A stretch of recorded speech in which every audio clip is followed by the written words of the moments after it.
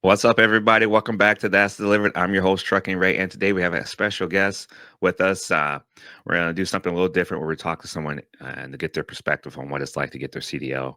His name is Joshua Bernal. He's fresh out of CDL school, just stepping into the wild and exciting industry that we all love. And wanted to bring him in because I think it's important that we hear what it's like to go through the process right now. Not 10 years ago, not 5 years ago, but right now. And there's a lot of people out there that may be thinking about getting their CDL, going into trucking, maybe unsure, wondering what it's the first steps like. What is it really like today? And we're going to hear from someone who's just done that, who's lived through it.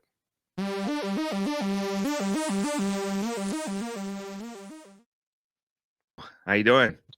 I'm doing great. Doing great. Beautiful day over here in Wisconsin. There you go. Not that far from Minnesota, man. So I appreciate that. I got to get out there and see it for myself. Get out of the studio and check it out. And nothing like good weather, right? So Yeah, yeah. We got a little bit of rain out here, so springtime we need a little bit. It's a little brown. Get it to look green around here, so it'll be great. absolutely. So congrats on getting your CDL. Thank you. That's no small thing, man. That's awesome. Appreciate that. Coming on the show and talk about what it was like. Just kind of get it started. Before trucking, what were you doing? What was it like for you when you decided to take this path?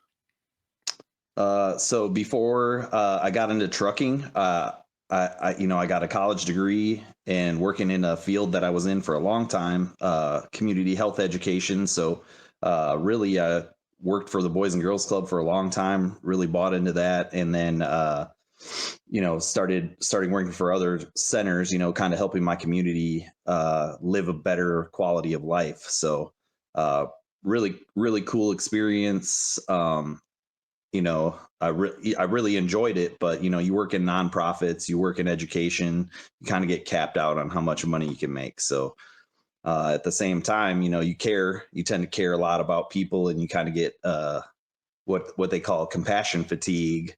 um, you kind of get burnt out on trying to help people all the time, and sometimes people don't want to help themselves necessarily. So that's kind of where I came from. I'm from St. Paul originally. Moved down to La Crosse, Wisconsin, and then to Austin, Texas, to start a couple Boys and Girls Clubs and the housing projects down there. So pretty cool experience. Definitely a different background than most people would expect. Awesome, man. Thanks for your contribution, man. That's huge. And we need more of that. And I think as time goes on, maybe there'll be more opportunities for things like that. But right now, everything so costs so much, right? Was trucking Yeah, always something that in the back of your mind? Is that more of a recent decision?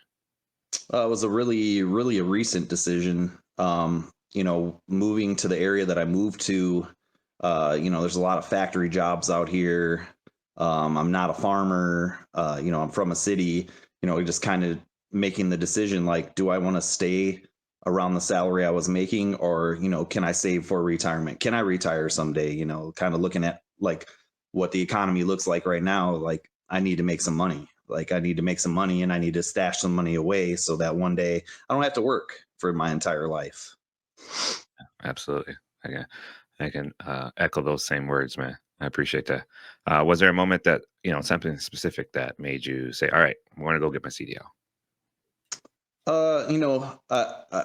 Really, my wife is a great partner, and we kind of just looked at all the jobs and the job markets together. We looked at a few things. I have a lot of experience, a lot of different varied experience. Home restoration, things like that, and getting into sales, like doing roofing sales, and I did that for a little bit, but it was really cutthroat. It was kind of a dog eat dog mentality. In the office that I was in, it was sales order, restraining order. But here in Wisconsin, people kind of have the attitude of doing it yourself. So it wasn't really a good fit. It was stressing me out, as pulling my hairline back. And I wanted something that was going to be more consistent, because when November hit, people stopped even considering putting a roof on their house. And yeah, so like I looked at trucking. I have a clean driving record. Fox Valley Technical College is where I got my certificate from and got my CDL from. And they have an outstanding program. One of the I would say it's probably one of the best in the country, right down the street from where I live at, and the opportunity to do that presented itself. And so looking at the job market is really what my wife and I did, and just saying, this is a very blue collar area. There's factories all over the place. Like either I'm going to be a dude that's just hitting it hard every day, breaking my back in the factory, or I'm going to be a guy that drives around, and I like driving, so it was a good fit. Nice. Yeah, it's a cool area. Fox Valley area. I actually familiar with that. I lived there for some time. So yeah, that's cool with JJ Keller and all that. I mean, they definitely set up a nice program and the curriculum too. I know some of the people behind that with Rojas, and I think that's really good that you pursued that, and also that that's available in your community. So great job. Did you have any drivers in your family or anyone that you knew of that was in the trucking world?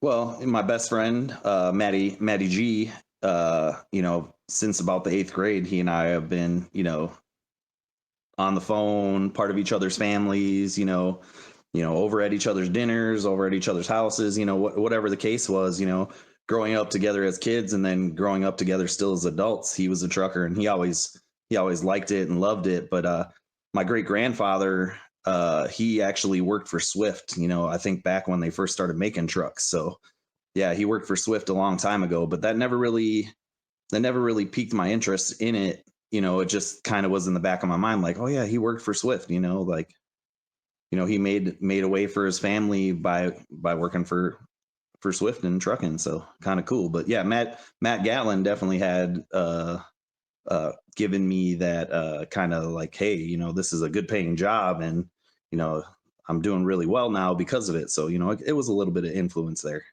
Nice. Yeah, it's always good to have people in your corner, especially when you're making life-changing decisions. How do you go about picking the school? I know is there other schools in the area? Walk me through the process.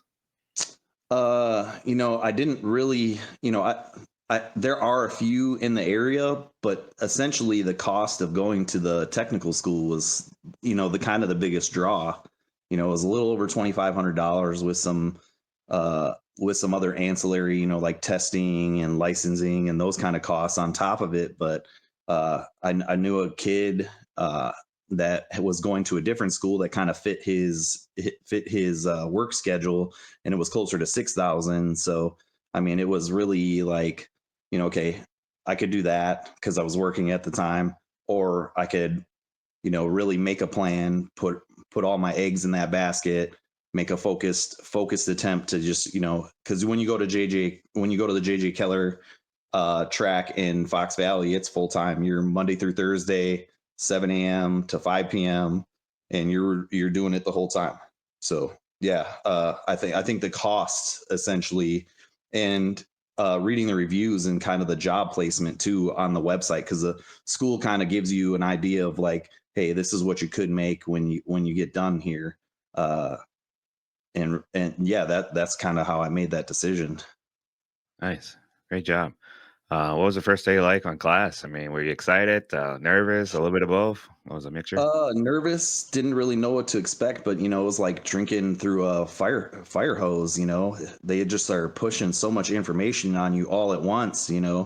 And you think you're gonna like maybe read a little bit and watch some videos or whatever. You don't really know what to expect, but they had us in trucks the first day, like, and that was kind of like, oh man, I'm not really ready for this, but it's time to get ready. You chose to do this, so get ready. So I thought that was pretty cool. But yeah, it was like so much information all at once because they want you to learn all the safety stuff. They want you to know the truck, and really it was like, hey, we're going to do this pre-trip inspection every day. So this truck, you know what to look for. So like that pre-trip inspection is so much information. It was just like, I felt like I needed a nap after about 45 minutes of learning, because I was like, this is so much. I need to take it in and let my brain process it. Yeah, I remember some of that myself too, man. So it's not just you. Yeah, it's that pre-trip, and I mean, you never seen some of those things before. They're not on a car or just your common truck, four-wheeler truck. So yeah, it's a lot to take in, and there's a lot of things that you get to understand over time. Even as you're still trucking for years, you're still like, hey, asking questions. So that inquisitive mind of yours, let that keep continue to go, and let that continue to learn. That's great. What were some of the tests like that you took? Did you have any endorsements that you took right off the bat that you say, hey, I'm going to put this under my belt? I know there's quite a few endorsements, or did you just do the basic start? I did the basic start. Definitely, kind of. It was a 8-week program.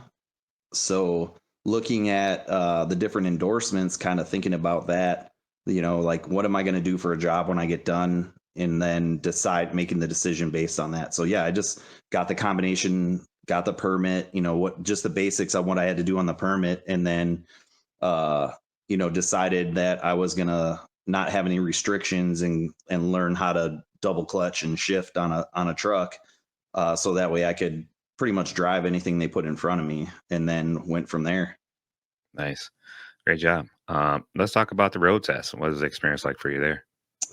Well, honestly, I was very nervous. I was very nervous. You practice and you practice and you practice for 8 weeks.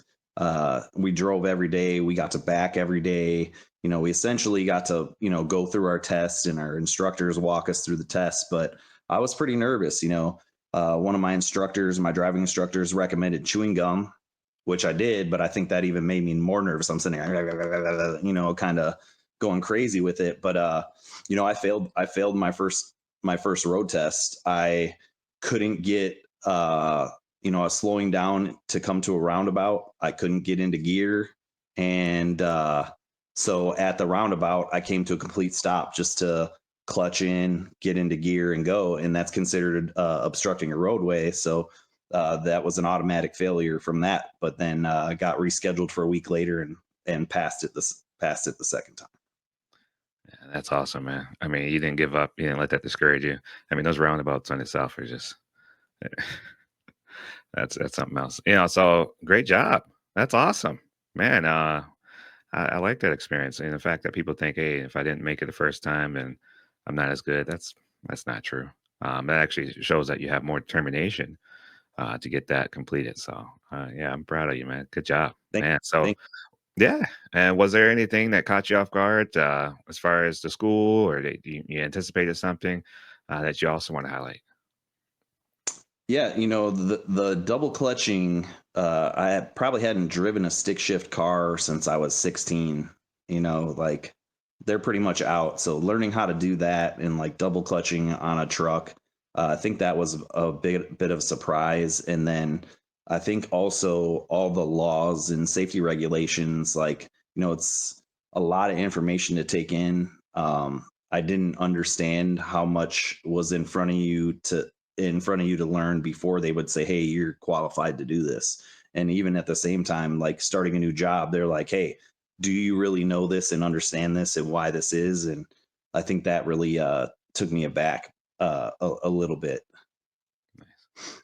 Yeah, that's true. Like you get the license and everything, and then there's still more to learn right off. Each company does it a little different, and they also have their own training process. So yeah, that's true. Now that you've got your license, you look back on the whole experience. Do you think there was anything that could have made it smoother? Let's maybe help those professionals get that perspective from you as a student. You know, I talk going through a new orientation at a new job and hearing the experience from other guys that are just coming into the field and into the industry like I feel like I was very blessed to go where I went to school. Like we had many different drivers, instructors from all sorts of backgrounds with different experiences, like yard spotters, local guys, regional guys, over the road guys. I think they all did a really good job, but we had a couple instructors that were really tough on you, like almost to the point of yelling at you while you're driving, not making the situation, they were with the best interest of you, the driver, in mind. But some people might react differently to that. Like me, I kind of become shut down if somebody's like screaming and yelling at me. Uh, but I feel like I had a better experience because a lot of guys that I talked to just in my orientation for my new job, they paid, $5,000, $6,000, and all they did was sit in a truck and test for, prepare for a test, prepare for exam. They didn't get to back in the truck. They didn't have equipment that worked. And I feel like that was really a disservice to them because, we're starting a new job, and the safety guys, the safety instructors at our job site is like, hey, have you ever backed before? And they're like, what? No, I've never driven this truck before. What do you mean? And they had to prove it. So I feel like, you know there are a lot of people that offer driving instruction, but you want to be diligent about their background. Like, what are you really getting for your money? Are you just preparing for a test, or are you actually preparing for what you're getting into for real? Yeah. Nicely said. I think that resonates for a lot of people because there's so many different schools. Are we just passing a test, or are we actually learning to drive? And I think that's a huge thing that you also are able to see that. So where did you end up for landing a job? If you want to uh, disclose that. yeah. I'm with Paper Transport Inc. in Green Bay. I am considered a consultant, but I'm a yard spotter at Georgia Pacific. So I Nice. moved about 50 trailers on Friday last week. So we were moving. Yeah, we were cooking that day. That's amazing. Um, what city is that in? Green Bay, Wisconsin. Right, it is in Green Bay. Okay, I didn't know if it was just the name of the company. All right. Wow. Yeah, that's a big yard too, I think, right? Yeah, huge, huge, huge, huge. Yeah, I did a satellite view on Google Maps before I went, and I was very surprised on how big it was. But it was impressive, and like, oh man, I gotta be able to run this over here. I gotta prove it now. Yeah, I think they're good. As long as you don't hit anything, I think you're gonna do great. That yard, the hostler, getting it up and down, that all the exercise you get in that too, that's gonna be good too. Like Yeah, stuff yeah, like and that, I'm looking forward to that for sure. Keeping my heart healthy, keeping my body healthy, because so far what I've heard about the trucker diet, even at school, I think somebody brought donuts in about every other day over there, and it starts to add up after a while. that's pretty good. Spot on, dude. Oh man, so what was the job hunt like after school? Did they kind of provide you some tips as to where to go, or you kind of do that yourself? Yeah, yeah. Actually, they did a really good job of, they had a bunch of different businesses come in, Schneider, Swift, PTI, the company I work for now, a couple other smaller ones in the area. And then they also, encourage us to ask questions related to like what we were looking for. So initially, I was considering going regional. And recruiters, I think the funny thing I learned about recruiters is, they're paid to get you in the door, and they're really trying to paint the best picture of their company and what's going on. And then going and researching, and then actually, talking to my friend Matt and some other drivers are like, they say that, but this it's a little different. Like, so a couple of the companies said, oh yeah, we're gonna have you home every weekend. We're gonna get you home on Friday, but really you're just getting home for your 34-hour reset, which is a lot different than, oh, I'm gonna be home on Friday. I might be home on Saturday. Maybe I'm gonna be home on Sunday, maybe leaving out on Sunday. That's a lot different than, you getting home Saturday, you're home for 24 hours, you're home for a part of the day on Sunday, and then getting back on the road Sunday night so that you can hit it. uh, I think that the recruiters do a good job of painting a shiny picture, but when you get them on the phone and ask the real questions, I think it's very different. One of the companies, I'm not gonna call them out too bad, but they said they had 37 drivers die last year. Once I got a recruiter on the phone, 37 drivers while driving for their company died on the road, and I couldn't believe that. Yeah. I was very surprised. I was surprised they would share that with me, but also surprised like they were like, "Yeah, come on over, come and work for us. We'll support you." I'm like, this doesn't sound like the right place. Oh man. Um, yeah. I mean, a lot of people when you go into dispatch and they give you your assignment, they kind of talk to you like, "Don't you know what you got into? You're a truck driver." And a little bit of it's like, "Well, actually, I didn't really know what I was getting into." Yeah, yeah. I mean, they're telling you one thing and then it's something different. So, me having the resource of Matt to fall back on, and then another family friend to, talk to about it. And then, actually getting to talk to the recruiters like one on one and being like, all right, what is this really? That was really helpful. But, deciding what you want to do for the job, like I was like willing to go regionally, which meant I was going to be on the road and probably gone all week and, back home for the 34-hour reset. My wife was supportive of that, but I could tell, in our conversations without her saying it, that that's not what she wanted. So I feel like I was very fortunate to find what I found locally. Uh, I'm 4 days on, I'm 4 days off. I can pick up overtime at any time I want. Getting paid pretty well for it. I got built in overtime to each one of my shifts. Like, I feel very lucky that I found that, and my wife appreciates it as well. Like, I love her, and I would like to keep her in my life. I don't think going regionally or even over the road and being gone for that kind of time, that's going to kill a relationship. I mean, even if you have the best laid plan, like, life happens while you're making those plans. So yeah, I, I think it's very important to, like, obviously include my wife in those discussions, but also really get to the root of what these recruiters are. I mean, the recruiters are paid to get you in the door. So ask the questions. And like I said, my school, they gave me a list of like 30 or 40 questions that I should ask. And then I formed some of my own, and I felt like my classmates were nervous to ask questions. So I just asked them all. I was like, I'm going to ask everything. What's the salary? What's the, what am I paid per mile? What is detention pay? Like, what is home time going to be like? What are the benefits? When do the benefits kick in? Like, stuff that's really important. Like, I think every new trucker needs to know that and needs to figure out what they want and actually how they can obtain it, and if the job is really going to give it to them. Because you could enter into something and in 2 weeks or 3 weeks be like, this isn't it. I need to find something better. But how about figure that out before you sign up for it? You know what I mean? Yeah. Yeah, power pack there, man. That's the real talk. That's good. Um, but yeah, you're gonna find out the answer one way or the other, up front Right. or later the hard way. Yep. So, yeah, I mean, sometimes the pay is good getting in the truck, but is it worth it? And a lot of people say, well, you guys are paid really well. How come you're calling in?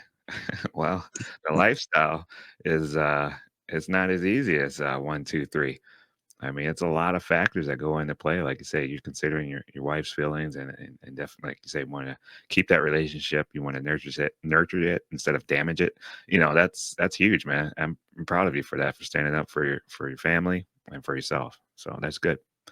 I was thinking about, is there anything you're still nervous about when you start in your career? Maybe something that's look ahead in the future. Anything that you're hesitant on? Yeah, I think they always warn you about DOT inspections, and keeping your license clean, because really I think that's the key. Like, say if I don't love my job, if I'm hitting, like, I get into a wreck at work, or I'm getting citations from not doing proper inspections and stuff like that, I think that's still kind of scary. I also think that, the fact that there is a very large company out there that admitted to having 37 drivers die.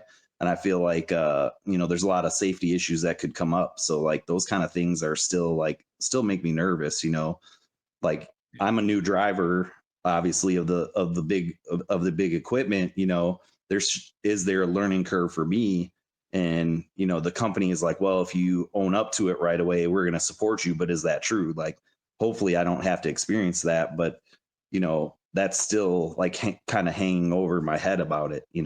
I want to be a good, courteous, safe driver, but they also want me to move numbers, obviously, in my position. Like, what happens if I have a bad day? What happens if I have an off day? What happens if I overestimate my abilities and get stuck like that Austin Power golf cart in between the hallway? Like, who's helping me? Who's supporting me in that? Like, what do I do? What do I do?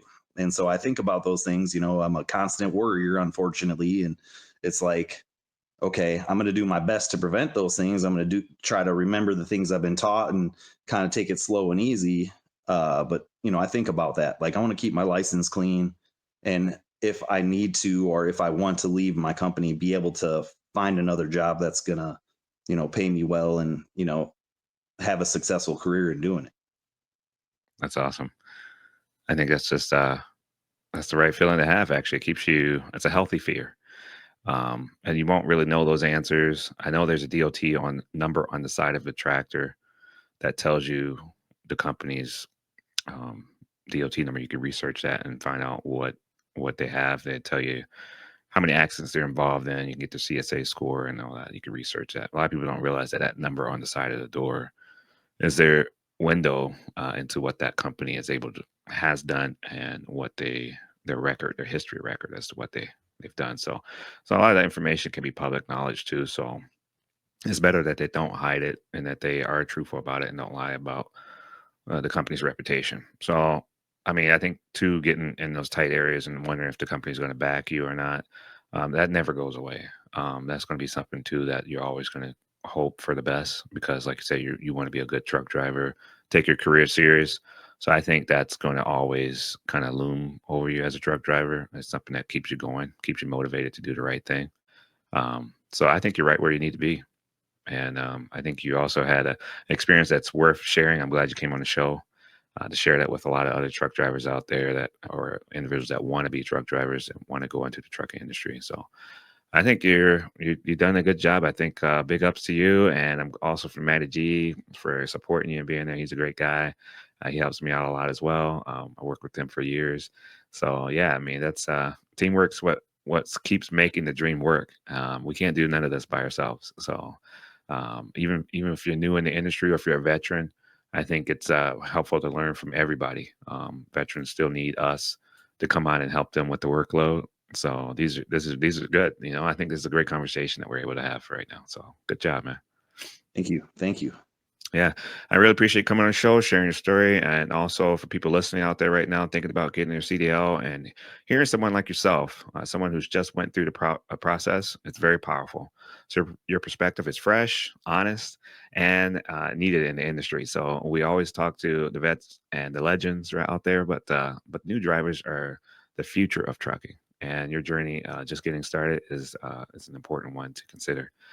So let's you know keep me posted on the future, how things turn out for you on the road. I like to stay in touch. So everyone out there listening, appreciate you guys taking the time to listen to the episode. Appreciate if you share it with someone you know who's thinking about getting into the trucking industry. And as always, keep rolling out there, stay learning, and that's delivered. All right, Yes, sir. later.